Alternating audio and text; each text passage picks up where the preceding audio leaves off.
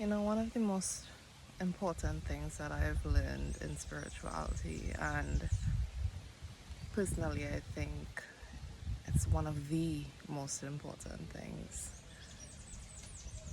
Every version of ourselves that we've ever encountered in the past, every vision, every story, every narrative, every perspective, every fear, every desire, every doubt, they all served a really big purpose in our life. And a lot of the times it would have been purposes that kept us safe. It kept us grounded in unsafe environments. It kept us sane.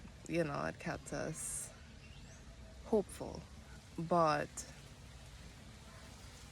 especially when it's in regards to fear and all these things, hopeful in a way where it's like, I can survive this if I shrink enough. I can survive this if I stay silent enough. I can survive this if I don't love enough. I can survive this if I avoid enough. If I give enough. If I don't give enough.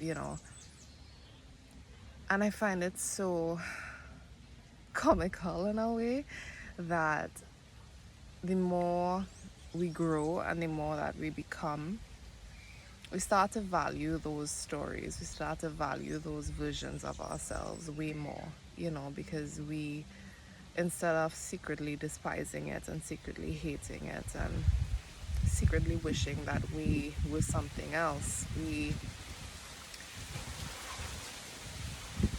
kind of appreciate them in a way. We kind of stop rejecting them.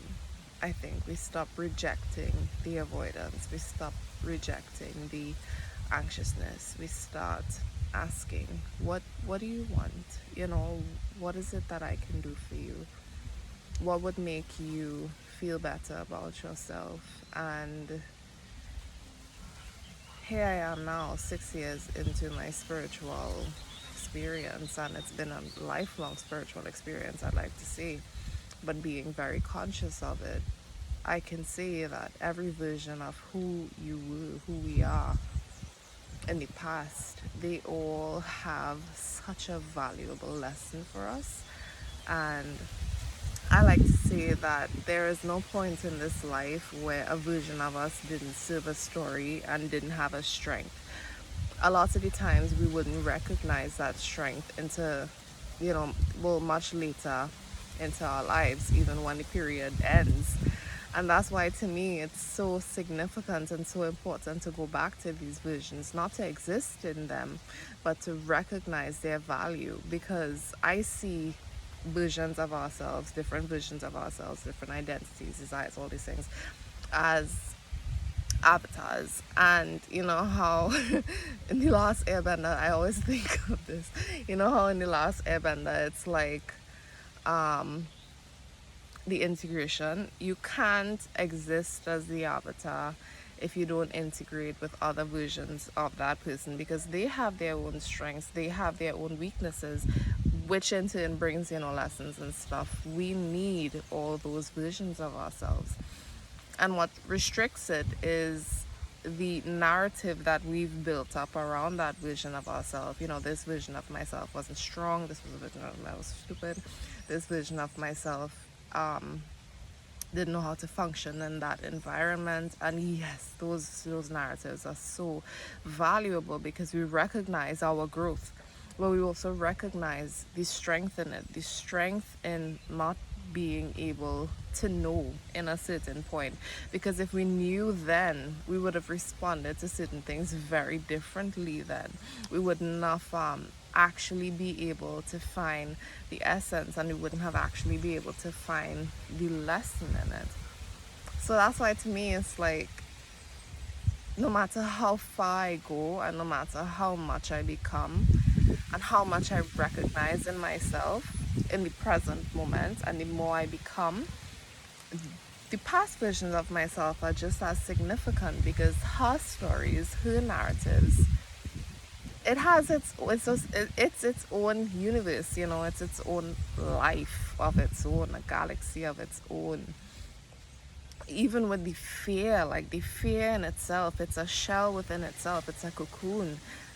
but it's a life, it's a home, it's a foundation, you know, and we carry this narrative that it's like, when I get over this fear, when I overcome this, when I expand and when I become this, like, God, these fears were so, you know, like, I don't want this in my life again. And yeah, that's valid, but they have their narratives, they have their stories, they have their truth in them.